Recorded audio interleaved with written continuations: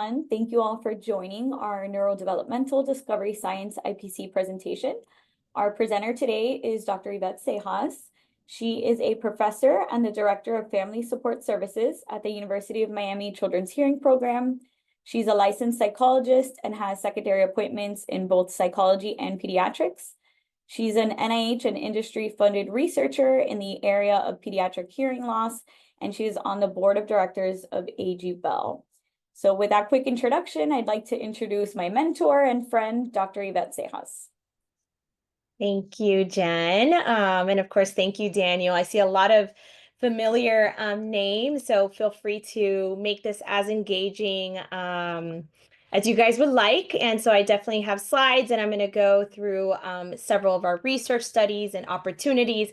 But I also know that this IPC is right to encourage new ideas and to make sure that we're all up to speed related to different areas. And so my passion is pediatric hearing loss. So I've obviously worked a lot with Jen, with Daniel, with the Debbie School, but I also had one of my colleagues, an audiologist and also friend, Dr. Ivette Cejas, also join in. So in the spirit of mailman and intercollaboration, this is exactly one of those areas that we have a lot of opportunities to build upon. These are my disclosures. So some of the things I wanted to talk about today were really just to make sure everybody is up to date on the effects of early intervention on pediatric hearing loss, particularly when it comes to outcomes, but also emphasize the importance and the impact that hearing loss has on social, behavioral, and emotional functioning. And then really to kind of share one of the great things that has as part of the Children's Hearing Program is really seeing that interdisciplinary approach and how that could really greatly impact outcomes and the families that we are serving across campus. So let's just talk about the foundation. I still find to date that there's a lot of misconceptions. I play audiologist on most days, but have access to true, very specialized audiologists. And one of the keys is to really understand when this should be happening, how this should be happening. So according to the Joint Commission for Infant Hearing, really we should be identifying within 1 month of age.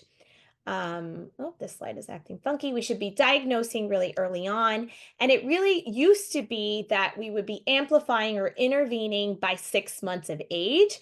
But I could tell you that oftentimes really what we're really wanting to do is even kind of lower that age to be closer to 3 months. But in general, this is the foundation. We should be doing this early. All children get newborn hearing screening, and so we have the ability to know whether or not they're failing their newborn hearing screening. For any of those involved in early steps, early intervention, I cannot tell you how many times we still continue at clinic to hear that a child failed their newborn hearing screening, but then they didn't get follow-up audiology services. And that when we say audiology services, we mean a comprehensive evaluation. This is extremely important because pediatricians still in our community are not referring these children because they think that they might have fluid in the ear or something that is being resolved. And so that is something that we really need to all be doing better and to ensure that these children are getting to an audiology clinic early on. Oh, there's the baby. So hearing loss is one of the most common sensory deprivations that really exists today. We're talking about it affecting approximately 430 million people worldwide. There's a lot of data from Eddie that kind of shows that, that there's this number potentially could be increasing. So right now, when the last access was 2020, we had about 6,321 US infants that were born with some degree of hearing loss, and that could be bilateral or unilateral. I'll kind of try to talk a little bit more about that expanding group of unilateral hearing loss that doesn't get a lot of attention, but equally is one that we need to be paying closer attention to because they also need to be assisted, whether we're talking about intervention services or school services, but also as well as learning about those opportunities when it relates to hearing technology. I like to show this slide just because it kind of shows in comparison to the US how Florida is doing when we talk about the hearing loss screening. I could tell you that we do fairly well. And in comparison to national kind of averages, we are kind of a state that also kind of is not doing poorly when it comes to actually completing the hearing loss screening. But where we start to drop off, if you notice here, is those that are enrolled in early intervention. I don't think any one of us would feel comfortable knowing that these kids are falling through the cracks. And so that is something where I would say that 21% or 22% of those that are receiving no early intervention services and failed newborn hearing screening is one that is concerning to me. And I think we need to work together to close those gaps. Now, why is this the case? I mean, this holds true with any of the disorders and disabilities that we work with here at the Mailman Center, as well as the University of Miami, is that early intervention is really key. And as I mentioned, early intervention by 6 months, really, there's a lot of data, there's a lot of evidence to support that this is going to help in terms of developing age-appropriate language skills, also kindergarten readiness, the importance of pragmatic skills, and also just overall better social emotional functioning. Kids with hearing loss are definitely at risk for some of these other social impairments. Sometimes we hear they're getting confused in terms of symptoms with autism. And so that is also very concerning because while they already have the language delay, sometimes they also struggle in terms of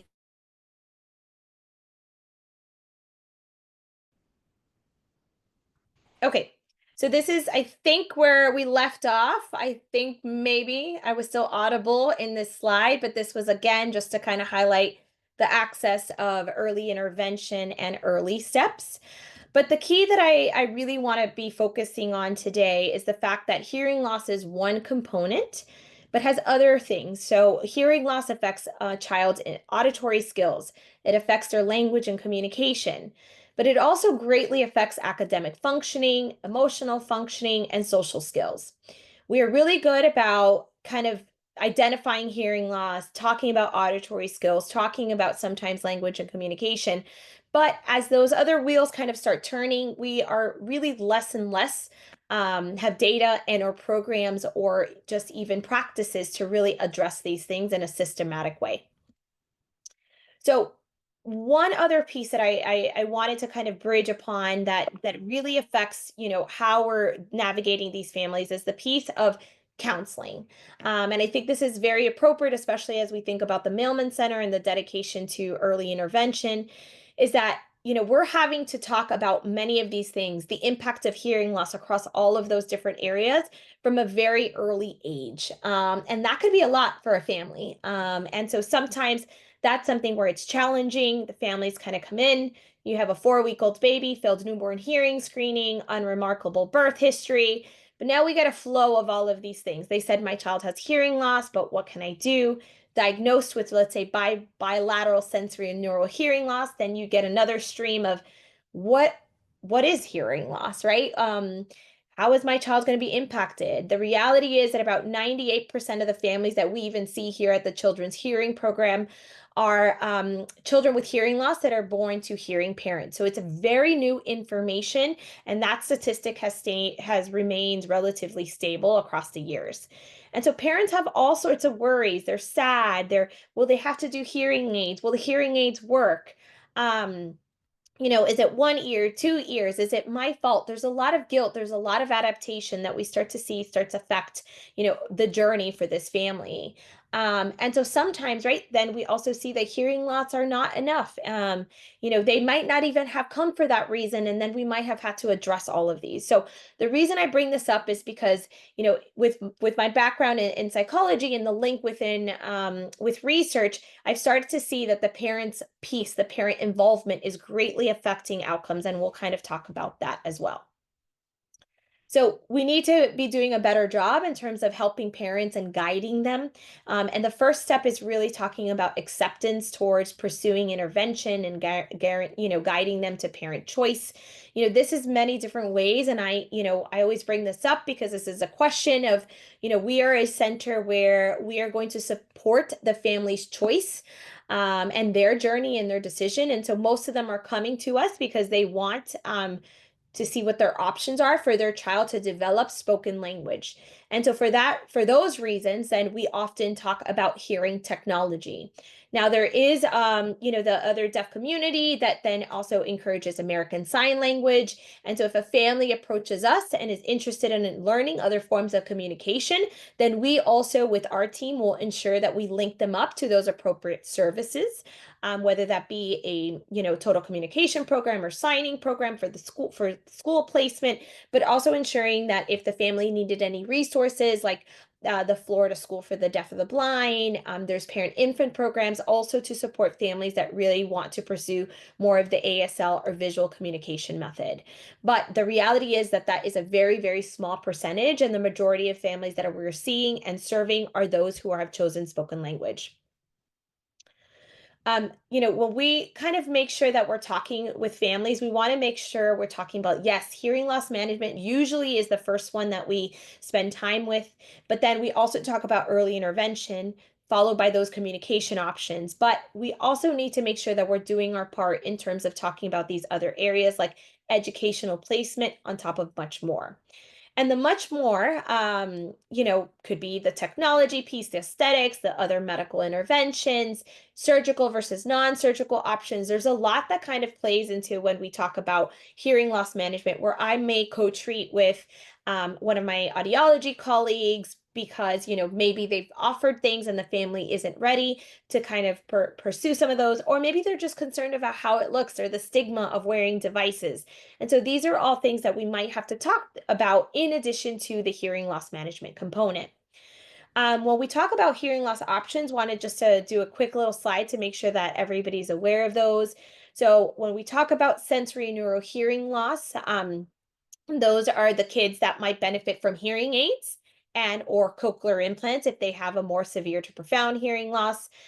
Conductive hearing loss might also benefit from hearing aids, but there's also bone conductive devices, and those can be worn on a soft band, which is kind of that band that looks like a headband on the screen.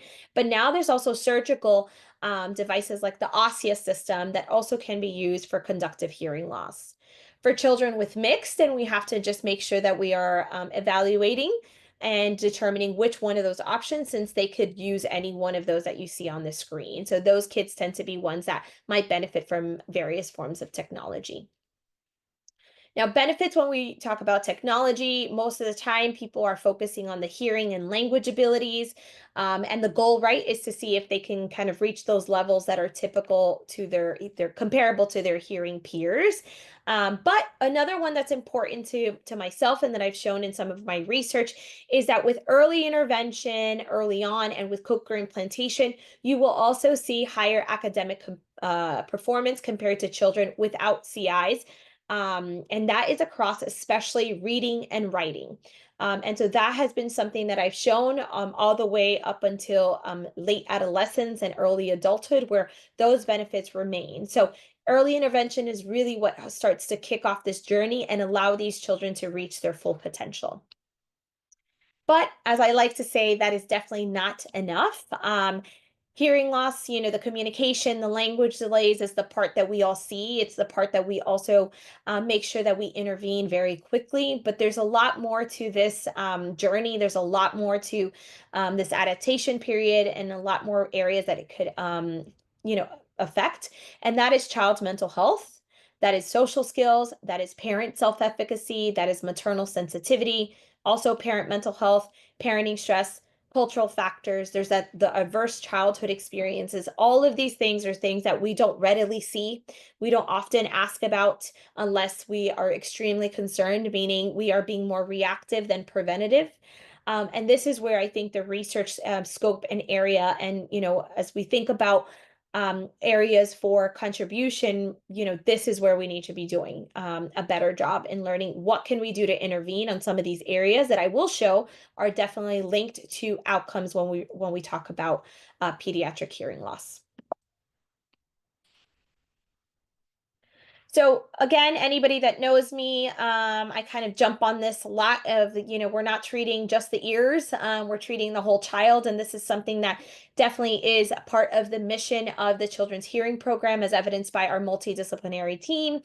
We want to make sure that we're talking about hearing and language and speech, but we're also making sure that we are paying attention to these other areas. And that could mean the behavior, the parent well-being, the parent-child relationship, attention, cognition, all of these things that there is data to support that these children are at risk. So we know children with hearing loss are at risk for behavior problems. They have a higher rate of externalizing and internalizing behavior problems. They have lower social competence. They have more attention problems, and so they're more likely to get diagnosed with ADHD. While their cognition and basic nonverbal IQ is actually comparable to hearing peers, but we start to see them drop off when we talk about higher cognitive skills like executive functioning. And all of these things are really affected by parents, and how they're able to kind of care and nurture their child through parent-child relationships, but also just their own well-being. And we are seeing patterns where, parent functioning is related to child functioning. This is not new, right, to any one of us in child development, but we're also now showing that data specifically for this population. So this is why, right, this multidisciplinary team that really is across the university is extremely important. We need to have professionals from a range of disciplines really working collaboratively on providing this comprehensive care. And when I say this, and this is not so much for this group, but when I'm talking to more audiology programs, I always make a note to say, this is when I mean multidisciplinary, and I'm not just talking about ENT, audiology, and speech, right? That is your bare bones. That is your minimum, but it's definitely not enough, and clinics can be doing better. And what we really need to be striving for is this, right? This multidisciplinary team. And that's inclusive of everybody working together. And this is social work, education, the pediatricians, surgeons, early interventionists, everybody, right? That has access to the family and the child, and we're supporting them. And while this might be a great model to start with, the argument is that we really should be doing more of this. And the more of this means we also need to be working not just individually with the child and the family, but also working with one another. And the reason for this is because there's data to show, right, that parents are getting confused. They're getting information from multiple providers. And if providers are not on the same page, we're actually causing more parental stress. We're causing more difficulties and challenges than if we were all working together and making sure we're also working on the same goals. And so we have really kind of taken this, based on some of the work that we've been doing, and making sure that when appropriate and when possible, we also are co-treating, meaning I may jump into a social work appointment. The audiologist might ask me to kind of come in and do joint counseling, inviting early interventionists or outside speech and language providers to kind of come to our clinic, attend our events, understand what exactly is the impact for the child. So that way we are delivering the same message and really reducing the burden for the family. So individual consultations, here are some just, ones that I want you to keep in mind. We often talk when we are talking about hearing loss as listening and spoken language specialists, or AVTs. And that's they're providing a very specialized form of speech and language services that focuses on auditory and spoken language development. These individuals often have, in addition to their SLP license, they also have an additional certification granted by the A.G. Bell Deaf and Hard of Hearing Association that allows them to provide this very specialized service for our kids with hearing loss. In our program, we also have psychologists. We used to have two, but Mailman kind of took one away from me, for another department, and wonderful Dr. Kodo. But these are, psychologists that are working on mental health, adjustment to the diagnosis, the psychoeducational evaluations. Oftentimes these individuals are getting evaluated by psychologists who don't understand hearing loss, and that are making these misdiagnoses or conceptualizations that maybe are not aligned with understanding their overarching hearing loss diagnosis, or maybe associated syndromes. And so we want to make sure we're linking these families to specialized individuals that have expertise in hearing loss. Education, right? Education is key, and we're very fortunate to have the Debbie School on our same campus. And so that partnership has really flourished, probably since I was before I actually was a licensed psychologist, and when I was a graduate student. And that was because I realized that there was a gap, and the Debbie School was very open to this collaboration, and it has just flourished from a clinical standpoint to now, even research partnerships along with a CHP, but also Daniel's group and the psychology department. So this is what the IPCs are all about, and making sure that we're pushing the field forward and not doing things on our own. And then social work. I think, our wonderful Amy, who also, has worked with the Debbie School and pediatrics and is with us. And now she's also pursuing her doctorate degree. So I see that more research in the area of social work and hearing loss is also a next big component of what we need to be doing, because there are significant barriers. There are gaps that we are not yet addressing that need to happen. But Amy, as well as now we have an additional social worker, Sophia. And so our family support team is definitely expanding. And these ladies have definitely helped with making sure we're, helping with linking with financial resources, insurance, all of these things that we know especially affect our minoritized and our families from lower SES backgrounds. And that's the primary, community that the Mailman Center offers. So we need to be really doing more, because we're seeing a delay for some of these kids and getting access to our care. We want to make sure we're helping with reducing this, and that we are encouraging health equity. So the clinical application of all of this, right? And so we've had to do this whether remote and using Zoom to our advantage, and sometimes, right, it's in person, but sometimes it's like this because we serve, many different kind of counties. But, we realize that one size doesn't fit all. And so I always like to put this, this little chart on the screen, because I realize that we are very fortunate and that we're all on the same floor. We have everybody working together and we're able to do that. But I also like to point out that we didn't start this way.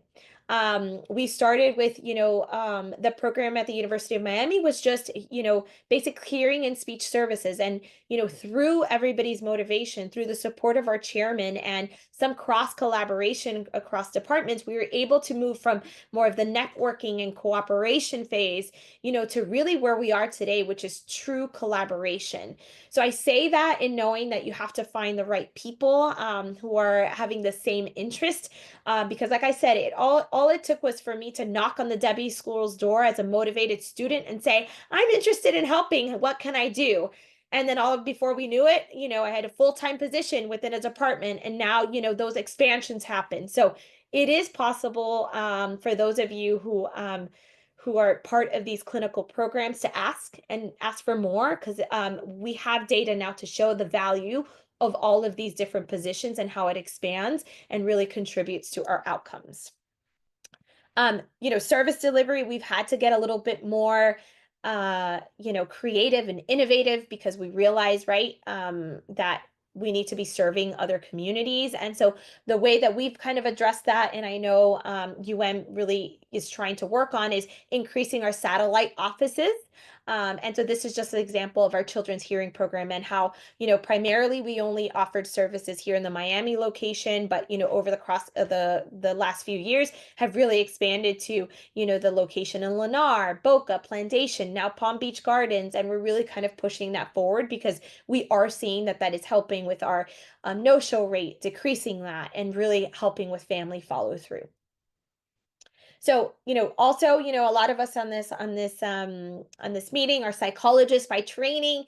And so I can't push this enough that we need more. We need more people to understand hearing loss. We need more people to understand these neurodevelopmental disabilities and disorders that also may accompany hearing loss. And the reason I say that is because 40 to 60% of children with hearing loss have an additional disability.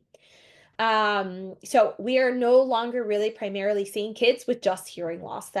That's the easy. Those are the ones that do well with essentially none of our support. But the families that do need our support are those that are listed here.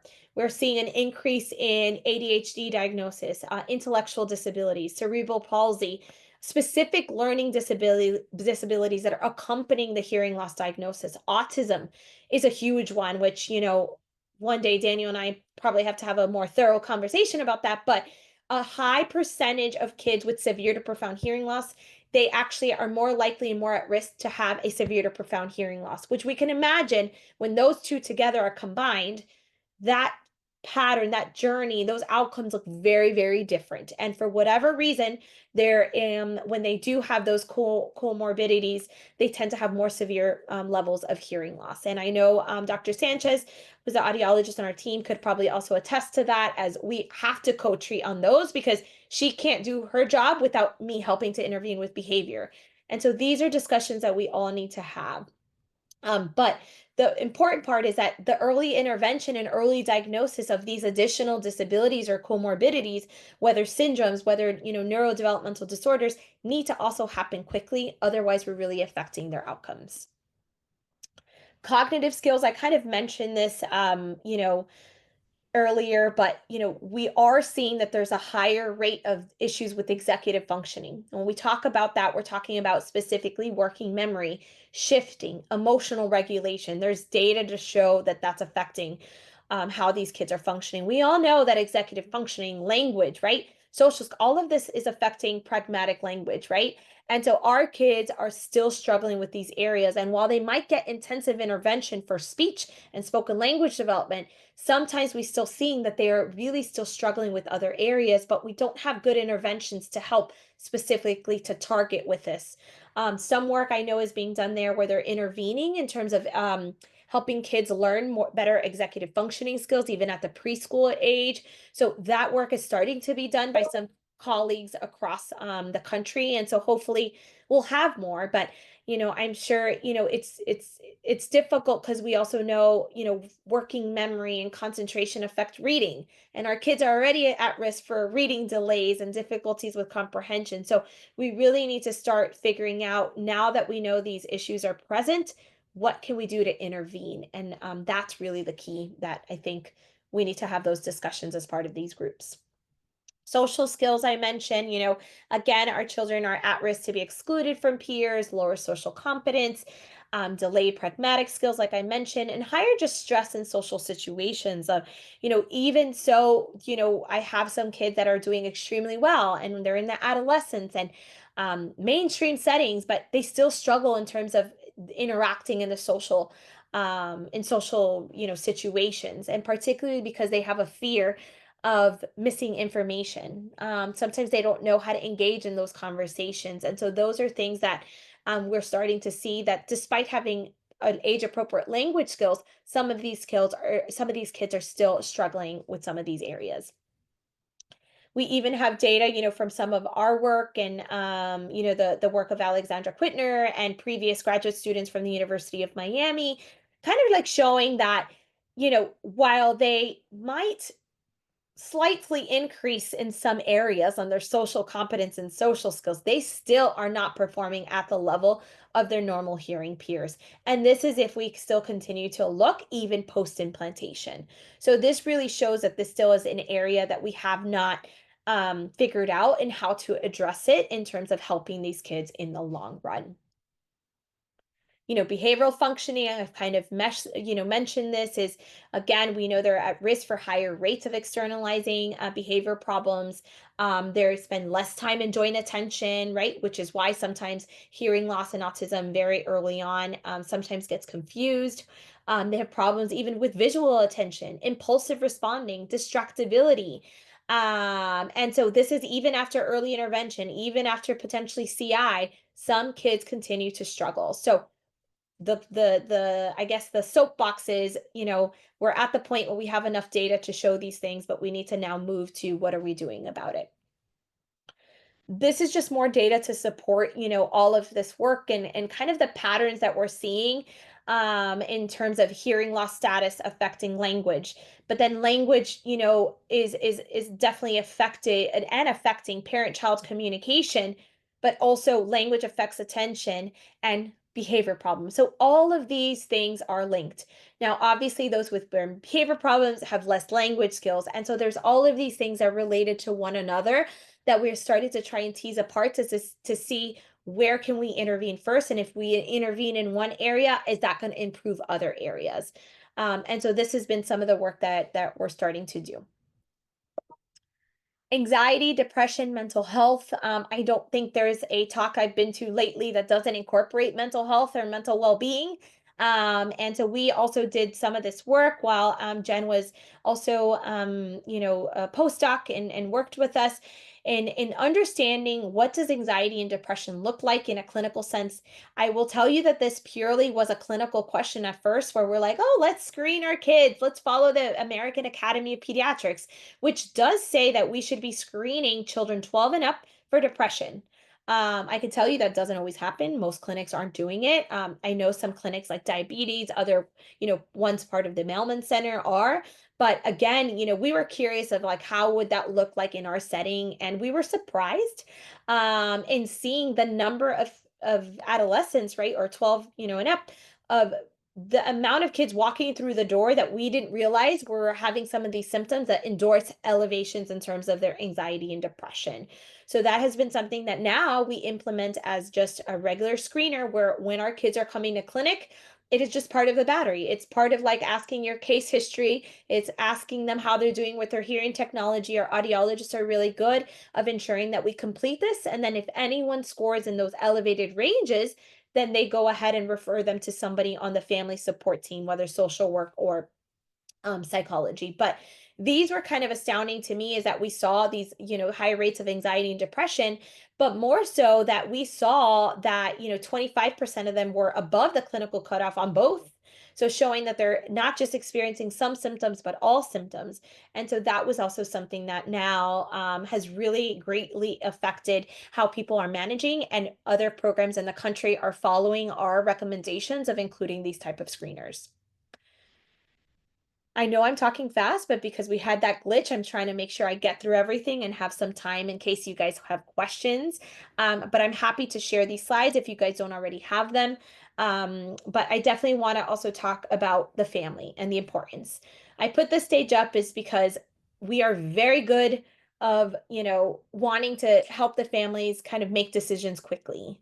And I also do that sometimes, where I'm like, I know the importance, we need to intervene, we got to do it fast. But sometimes we as the providers want to do things more quickly than the family's ready to.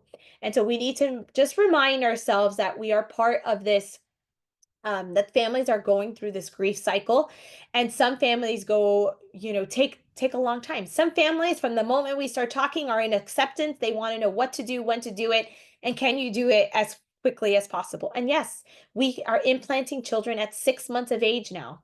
That is possible. So there is no reason, again, if we think back at that initial slide of, if we are identifying them early, there should be no reason why we're making kids wait.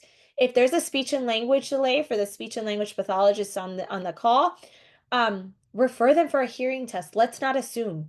We also want to make sure we're also encouraging genetic testing, because genetic testing can give us an idea if they have a likelihood of progressive loss.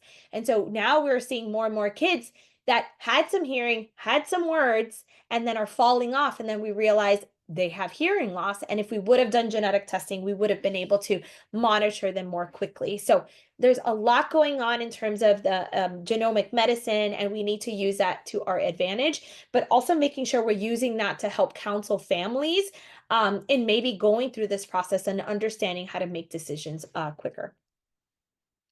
Importance of parents. I know I don't really have to say that. I'm probably preaching to the choir in this group, but parents are really important for children, right?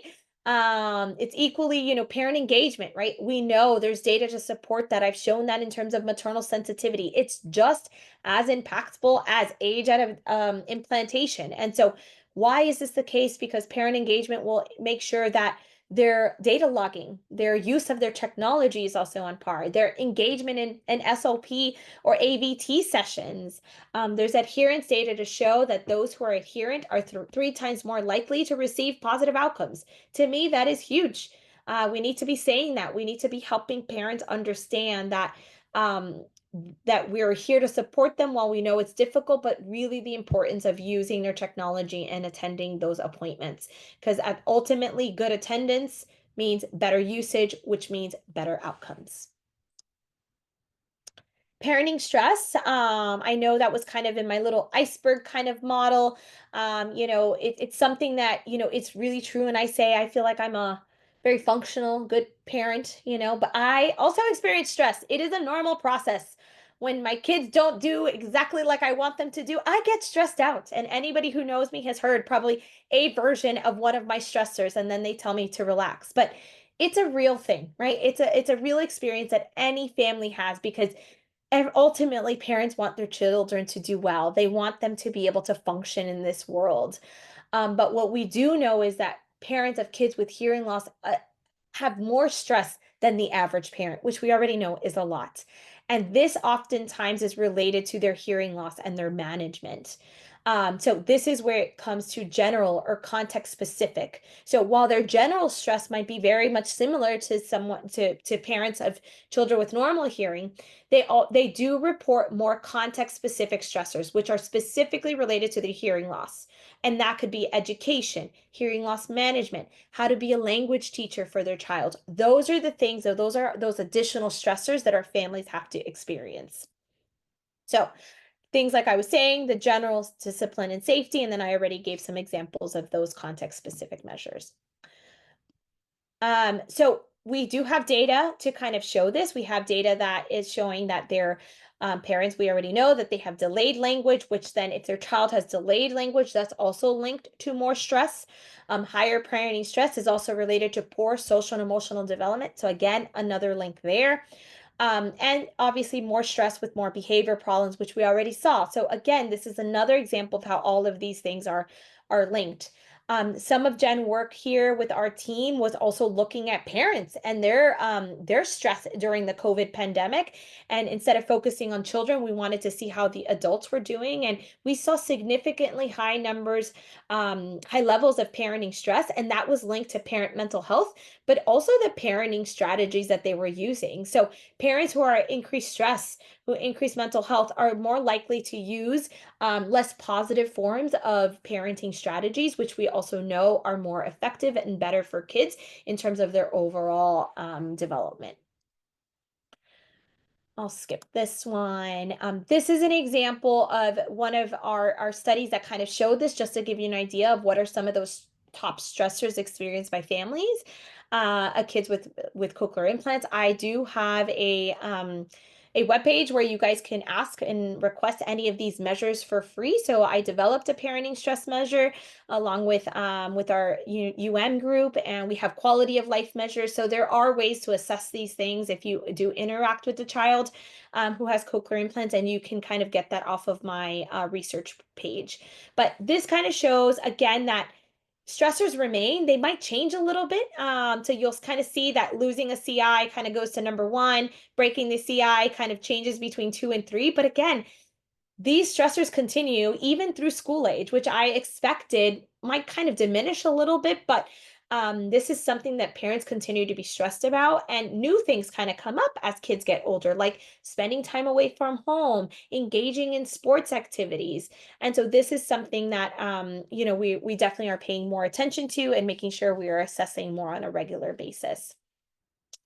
I wanted to share some of the work from our group and our colleague. This was led by Chrissy Sanchez, which also is working with Daniel's group and I in terms of some other work. So again, really just shows the collaboration across disciplines and campuses. But she did a study looking at the remote care and using a team-based approach. And really what we wanted to see was the benefits of this multidisciplinary model and using and incorporating the virtual kind of format, specifically for cochlear implant programming and treatment from some of the family support team. And so we did individual meetings with audiology, psychology, speech and language pathologists, social work, and if that was needed, in education. And then we also had a team meeting. And so, the team meetings might look something like this, where we're just on a screen. There was like many different ways, but the families were always very much motivated. They wanted to kind of hear about it. And what was most interesting is that our individual meetings gave us some information, but the team meeting is where a lot of things came out that we didn't realize. We did team meetings even for cases of kids that were doing extremely well. And so we actually had no concerns. And in these touch-based meetings, families brought up things that I don't think they would have brought up in other scenarios. And then we realized that they did need support, or maybe it was time for a reevaluation. And so this really allowed the family to feel like we were all on the same page. We were all supporting one another, and it was really, really effective. I know we're in the process of writing up the results of that particular study, and one other paper related to the remote programming is actually in a revise and resubmit. Oh, more pictures, more pictures. Just to show our lovely family. So again, why is this important? Because hearing loss isn't just about hearing loss, and we need to kind of really be looking at these other avenues and figuring out ways that we really can support these families. The results from the parent mental health, I kind of shared that already a little bit, so I'll kind of go through that quickly. But this was where we saw that parents, parent distress, they were reporting some levels of parent distress equally when we did these remote programming visits and these virtual team meetings. Anxiety, parents again, 17% were reporting moderate anxiety. Depression, while mild, still was somewhat there. But most importantly, all the families when we did these team meetings were saying that they were extremely satisfied with the team. They felt a sense of community. They felt like we were all on the same page. They thought like this is amazing and we can't find this somewhere else for teams to work together. So while there are amazing medical staff in other clinics, I know that we are leading that path because we provide much more. We provide that holistic and family-centered care to allow the families to have access to all of us and opportunities to just monitor their progress over time, not just when we're making this diagnosis early on. This is just a little snapshot of what some of those results were from, the as well the team meetings where parents, we asked them like, would you want to kind of continue to do this? They said yes, every 6 months. They liked the remote part. When they wanted additional visits, I will still say that the additional visits definitely were more speech and LSL related and education. Education tends to be the top number one stressor, though our educational specialist, Alex, is probably the one on speed dial for most families. So definitely still education and language seem to be the primary focus, but psychology was also there because of crossover with learning difficulties or just emotional and social functioning. And so again, parents really felt that this was beneficial, specifically when kind of working together, as a group. So in summary, if I want you guys to remember stuff and then we have a, 10 minutes or so for questions and discussion, it's, let's forget the 1, 2, 6. Let's go to 1, 2, 3 because we can. Babies need to really be screened at birth, enrolled in early intervention services. And the reason for that is because these kids are already at delay, they are at risk for some of these delays early on, whether social, behavioral, cognitive. We have the data to show this. We have the data to show that parental involvement, parents' confidence or self-efficacy and their own well-being is also affecting our outcomes. So how are we going to tackle this from a family system perspective and make sure that we're also intervening there? And really all centers, we're lucky at UM to have access to this team that, in the children's hearing program, but a lot of programs don't. And so I encourage that every time that when any one of us are in a room talking to an audience that we say, this is the gold standards, and any audiology or hearing loss team needs to also have a family support team that includes psychology, social work, education. And if those don't exist, I showed, and I think we are strong evidence to say that while it might start small, there's really growth. There's the room for growth, expansion, and that some of those collaborations that we had early on are what allowed us to kind of be the team that we are today. And this is our amazing team. Could not have been possible without everybody. So thank you. And here's the website. I'll kind of leave that page there in case you guys want to jot it down, or you could just Google Cejas University of Miami Lab and it'll appear there as well. Great, thank you so much for that wonderful presentation. Does anybody have any questions? I don't see any in the chat, but go ahead and unmute yourself and any questions.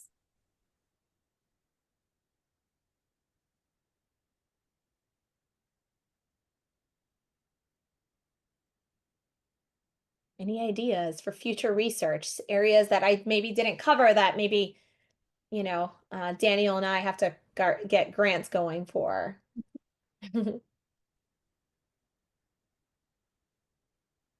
I can jump in on that one, Yvette. Mhm. So what kinds of research do you think we should be conducting to address some of these issues? Maybe Yeah. with particular reference to wear time, I don't know. Yeah, wear time, and I know Chrissy's on here as well, but I think um how to increase, I think families are getting better in increasing their wear time through just now clinics are using more of that and the data logging features on hearing aids, on cochlear implants, to use it as a counseling tool. And so I think the more of us that we continue to do that, speech teams, and bring it up, even at the school. I know the Debbie School now has access to some of those, and encouraging to say, like, we know data logging and data use, or wear time has a direct impact on outcomes. And so, what can we do? And oftentimes, when we assess, there's usually other family barriers that are affecting it. And or behavioral, so the child might have other behavioral problems. So I think I think it's more of developing brief interventions or modifying existing ones, right? Like PCIT, other things that could be done in a different way for our population is where we need to go, next. I know they've done some of the work, like the tier, what is it called, TRT or TCIT, like the teacher kind of format at the Debbie School with training that, but like PCIT, all of that, but it needs to be specific to hearing loss, and we need to show that, and we need to put that data in the platform, because I think some of that has not reached everybody out there in the hearing loss community. So my thought is we need to go from now realizing that there's deficits to what can we do to intervene is the next point. Thank you.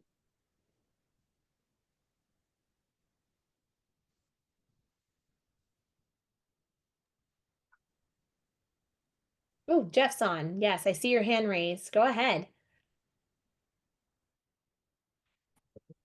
Thanks so much, Yvette, for a really wonderful presentation. I think one of the areas for us to think about is how do we make sure that the kind of work that your team is doing is available to every child who's deaf and hard of hearing, not just in Florida, but across the country. And so, the MCHB funds the EDDie program to support states in newborn screening. And you're aware that we're trying to get them to move even beyond the 136 to think about the outcomes that you mentioned, right? So how are we doing with language? How are we doing with reading, with sense of belonging, and all those other things? And I just wondered what your thoughts are for how we make sure that every child gets brought into the kinds of care that we know really are best, and how we can do better to make sure we're not losing some kids. Yeah, that's a great question. And, I think a lot of programs, and like lately that's when a lot of my talks is going to places and saying, like, how do we find you? But I'm like, yeah, I'm staying in Miami, but how do we find you? How do we make more of you, or more of like the teams that are inclusive of providers like this? And like, for example, Nemours, I went out to Nemours and they have a full psychology department on a different floor, and they had never met the hearing loss team. So I think some of us, right, that are more out there, the more we bring this up in EDDie, even like in the EDDie meetings, of like, this is possible. And now we're having data to show the importance of some of these, other disciplines working with these families, um, likely is a good starting point. We, for example, the patient navigator is also like a big one that's starting a lot. And I've seen that in a lot of conferences lately. And what we used to even support that internally was to show that by having a patient navigator, it decreased no-show rate. So improved adherence. And so sometimes I think those of us who are more researchers have to encourage centers that maybe don't have people like us to kind of say, let's start tracking some of this data. Let's start using some of those research that's out there to encourage your leadership. It really is, you have to get buy-in from the leadership in those organizations. Whenever I see that, it's like the chair or whoever it is, the director has to feel like it is important in order for the team, the team to kind of expand. And I would say some places yet are not really there. And this is where I think you and like your, new leadership, and hopefully like Eddie, like we have to really be having these conversations of this is more than language. Everybody wants to talk about language. The focus is on that and on modality, but it's so much more. It's just improving outcomes overall and making sure that all families have access to the same type of care. And just to add on to that, the kinds of research for folks to consider is research at the policy level. And just to give you a quick example, there's one group that looked at access to pediatric subspecialty care and how that improved or did not when Medicaid had certain rules about time and distance for how far away you are from a subspecialist. And what that study found was that those Medicaid policies actually impaired subspecialty access. So a policy we thought would help paradoxically made things worse. And I guess one of the questions is, and this is just Jeff talking, this is not HRSA, but thinking about payment models, right? So in the adult world, there's a payment that you get for replacing a knee, or a payment you get for taking care of congestive heart failure, and it depends on the outcome and how well it goes. So imagine if there were bundled services for children who are deaf and hard of hearing that looked at that your payment was to some degree connected to all the measures you just talked about. And so suddenly, rather than having to like pay for the psychologist using, bake sale dollars or whatever it is, just like begging people to help out on the team, it would become that's actually the goal of the entire care system. And so just in thinking about whether research along those lines leads us in a certain direction from a policy point of view. So you're not just trying to make it happen, it's actually the standard of care because that's what the system requires. Yeah, that's a great point. And that we're one, program that pushes every time we get a denial for somebody who's on Medicaid, because we know we're implanting kids, but early at 6 months, but then our kids with Medicaid, we have to wait till a year until they drop it. So there's a lot there that I think I'm starting to see the needle a little bit move. I just recently published that societal cost paper that did show the lifetime cost of somebody who has severe to profound hearing loss and the cost benefits. So how it reduces educational costs, how you're also the earning losses are improved. And so that is a first step to get to your point, of a first step to see if we can use some of that to change policy. But there still is a lot of information that is lacking. For example, it's quite surprising that Florida, but Florida's not the only one, how states and programs do not account for what the cost is for a child with hearing loss in the school system. They don't want to share that information because I'm sure it's lots of money, but what can we show about when we do our intervention like we should? How are those kids, right? Those kids are likely to be mainstream. The majority of kids are mainstream, but what is those pockets of kids that we're essentially spending lots of dollars on, and why is that the case? So I do think larger, work needs to be done in this area because we don't have access to some of this information that I think could be valuable to change some of the policy.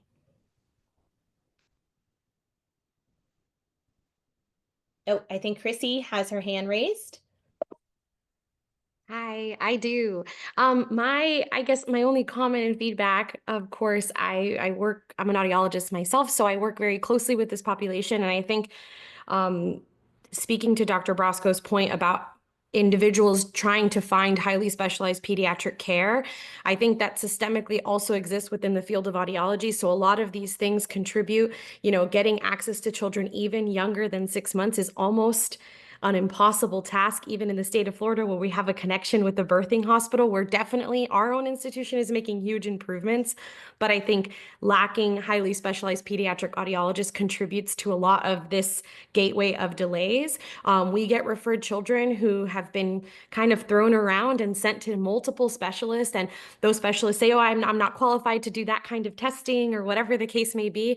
And we get these children and they're already 13 months, 14 months, and perhaps maybe not appropriately managed, not appropriately fit with amplification. And I think the field of audiology as a whole needs to probably have maybe better pediatric focused training programs so that we can create highly specialized pediatric audiologists to improve these hallmarks and where we want to fit these milestones, because it really starts there, and then encompassing the larger team to make sure that we can provide that appropriate intervention for families. But if we can't even get accurate and clear diagnoses on these families because we're sending them across different county lines to get this accurate diagnosis, it really makes it far more challenging for the families to navigate this already, as you demonstrated, Dr. Cejas, a very complex system to navigate. It's not just the ears alone. So that's really my only other commentary, is really just improving the access to highly specialized providers who can provide this is really kind of the first step into making this a more unified approach to these families with hearing loss.